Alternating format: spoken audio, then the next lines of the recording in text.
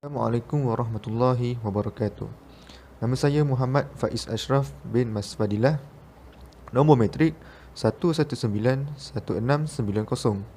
InsyaAllah pada hari ini kumpulan kami akan membentangkan sebuah pembentangan tentang seorang imam yang bernama Imam Ibnu Majah. Ahli-ahli kumpulan kami terdiri daripada Muhammad Aiman Naim bin Muhammad Hashim, Muhammad Akmal Azim bin Muhammad Sabri, Muhammad Faiz Ashraf bin Mas Fadilah dan Muhammad Syafiq Irfan bin Ahmad Sukri. Nama Imam Ibnu Majah ialah Abu Abdullah Muhammad bin Yazid Ar-Rabi' bin Majah Al-Qazwini Al-Hafiz. Kunyah beliau ialah Abu Abdullah. Gelarannya ialah Imam Ibnu Majah. Perkataan Majah dinisbahkan kepada ayahnya Yazid, yang juga dikenal dengan sebutan Majah Maula Ar-Rabi'an. Nasabnya Ar-Rabi'i merupakan nisbah walak kepada Rabi'ah, iaitu satu kabilah Arab. Al-Qazwini adalah nisbah kepada Qazwin, iaitu nisbah kepada salah satu kota yang terkenal di kawasan Iraq. Beliau dilahirkan pada tahun 207 Hijrah bersamaan 824 Masihi di Qazwin, Iraq. Dan beliau wafat pada bulan Ramadan tahun 275 Hijrah bersamaan 887 Masihi di tanah kelahirannya, iaitu Qazwin, ketika berumur 64 tahun. Kisah hidup Imam Ibnu Majah sewaktu kecil. Imam Ibnu Majah merupakan seorang yang sangat mencintai ilmu pengetahuan dan hadis. Semenjak kecil lagi, beliau sudah terdedah dengan bidang keilmuan. Ketika berusia 15 tahun, Imam Ibnu Majah mula mempelajari ilmu hadis dengan begitu tekun. Beliau telah berguru dengan seorang ulama yang terkenal pada ketika itu, iaitu Ali bin Muhammad At-Tanafasi. Selepas itu, bakat dan minatnya dalam bidang hadis begitu terselah. Antara tempat-tempat Imam Ibnu Majah rehla untuk menuntut ilmu ialah Hijaz, Syam, Khurasan, Mekah, Madinah, Damaskus, Kufah, Mesir, Iraq, Tehran, Parsi dan Basrah. Sekian itu sahaja daripada saya. Guru-guru Imam Ibn Majah.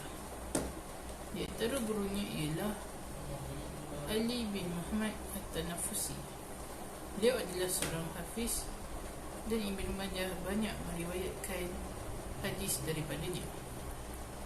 Beliau juga seorang yang siqah, berwibawa dan banyak meriwayatkan hadis. At-Tanafusi meninggal pada tahun 233 Hijrah. Kemudian Jubarah bin Al-Mughlis, yang mana telah meninggal pada tahun 238 Hijrah. Seterusnya Mus'ab bin Abdullah Az-Zubair, Suwaid bin Sa'id, Abdullah bin Muawiyah Al-Jumahi dan Muhammad bin Rahab.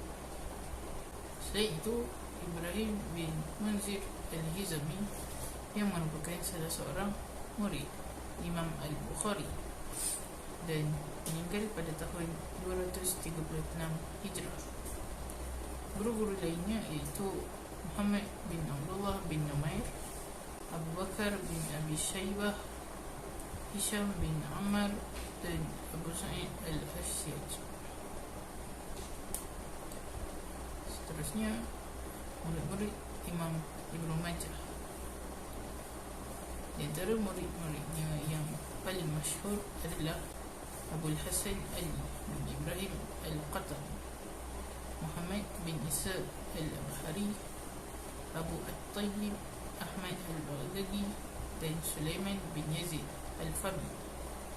Seterusnya Ali bin Said bin Abdullah Al-Ghudani, Ibrahim bin Dinar Al-Jarshi Al-Hamdani, Ahmad bin Ibrahim Al-Qazwini, Ishaq bin Muhammad, Ja'far bin Idris, Muhammad bin Isa As-Safar dan Ali bin Sa'id Al-Askari.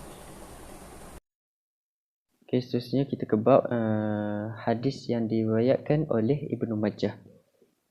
Okay, pada hadis ini tentang orang yang paling cerdas, iaitu siapakah orang yang paling cerdas.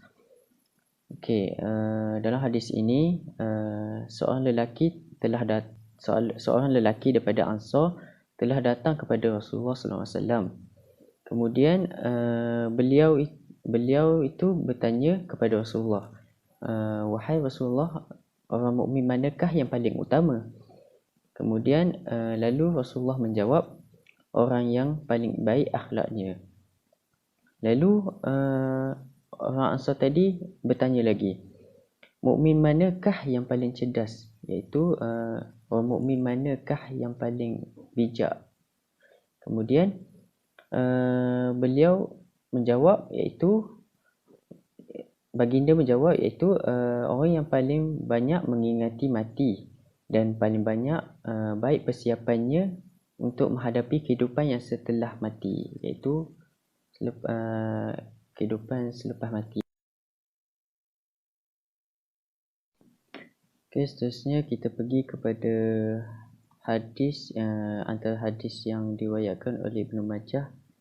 Yang kedua ialah hadis berkenaan dengan mendoakan ibu bapa. Okey, dalam hadis ini Rasulullah mendidik para sahabat supaya sentiasa mendoakan kedua ibu bapa. Ini kerana doa kita itu mampu membantu meninggikan kedudukan mereka di sisi Allah Subhanahu Wa Taala. Okey, berdasarkan hadis ini juga dapat kita lihat seorang lelaki diangkat kedudukannya di dalam syurga kelak. Lalu dia bertanya, dari mana datangnya anugerah kenaikan ini? Lalu dijawab kepadanya, daripada doa istighfar anakmu buat dirimu. Okey, seterusnya hadis yang ketiga yang diriwayatkan oleh Ibnu Majah antaranya ialah hadis tentang istighfar itu penghapus dosa. Okey, seperti yang kita tahu, manusia ini tidak terlepas daripada kesilapan dan dosa. Dan setiap dosa yang kita lakukan akan terbitnya titik hitam di hati kita sehingga terlalu banyak yang diselaputi dosa. Kemudian hati manusia ini akan menjadi keras dan gelap. Rasulullah juga menjelaskan perkara ini di dalam hadis ini. Maksud, sesungguhnya seorang mukmin apabila dia melakukan dosa akan terbit bintik hitam di hatinya. Sekiranya dia bertaubat, meninggalkan dosa tersebut dan beristighfar, maka akan hilanglah titik hitam tersebut. Namun sekiranya dia menambah dosa tersebut, akan bertambahlah titik hitam itu, lalu hatinya gelap diselaputi dosa. Okey, sekarang kita beralih kepada kitab karangan daripada Ibnu Majah, Imam Ibnu Majah. Okey, di sini terdapat 3 kitab yang dikarang oleh Imam Ibnu Majah. Antaranya yang pertama, kitab Sunan Ibnu Majah. Okey, kitab ini kitab utamalah bagi kitab Ibnu Majah. Kitab ini juga kitab yang masyhur, dan kitab ini juga mengumpulkan hadis-hadis yang sahih.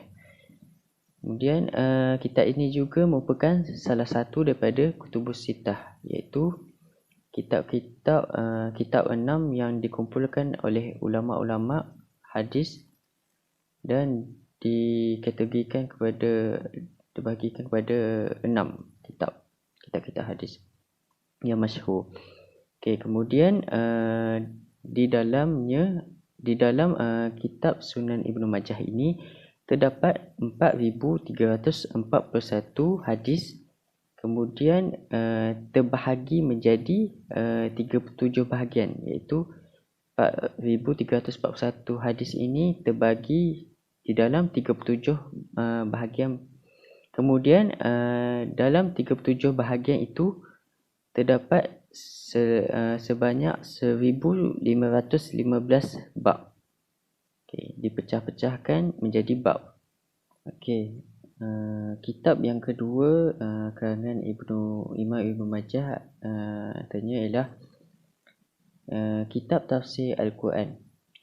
Okey, kitab tafsir ini ialah kitab tafsir yang besar manfaatnya dan mendapat pujian daripada seorang ahli tafsir yang terkenal, iaitu Imam Ibnu Katsir. Dan kitab ini juga sebuah kitab yang menghimpun pendapat-pendapat yang disandarkan kepada sahabat dan tabi'in.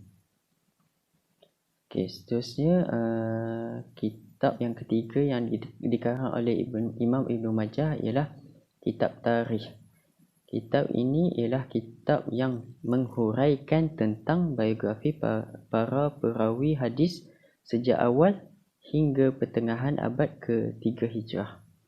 Dan di dalam kitab ini juga berisi sejarah sejak zaman sahabat sampailah peristiwa yang terjadi di zaman Imam Ibnu Majah. Okey, baik. Pergi ke slide seterusnya, iaitu pujian ulama hadis terhadap Imam Ibnu Majah. Yang pertama dari Abu Ya'la Al-Khalili berkata, beliau merupakan seorang yang alim di dalam bidang ini, iaitu bidang hadis, dan banyak menulis berkaitan sejarah dan sunan-sunan. Yang kedua dari Imam Al-Zahabi berkata, Imam Ibnu Majah merupakan seorang yang Al-Hafiz, Al-Naqid, Al-Sadiq dan luas ilmunya. Seterusnya dari Imam Ibnu Katsir berkata, Ibnu Majah merupakan penulis kitab sunan yang masyhur dan itu adalah bukti di atas dalamnya pengetahuan serta keilmuannya. Dan beliau merupakan seorang yang kuat berpegang dengan sunnah sama ada pada perkara usul atau furu'. Kesimpulannya, Imam Ibnu Majah merupakan salah seorang daripada tokoh-tokoh yang hebat. Dan karya beliau juga termasuk di dalam rujukan utama dalam bidang hadis.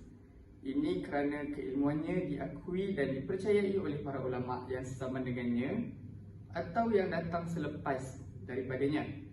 Semoga Allah SWT memberi kita kefahaman dan kekuatan dalam mencontohi sifat atau akhlak yang mulia seperti mana ulama-ulama Islam terdahulu. Sekian, terima kasih.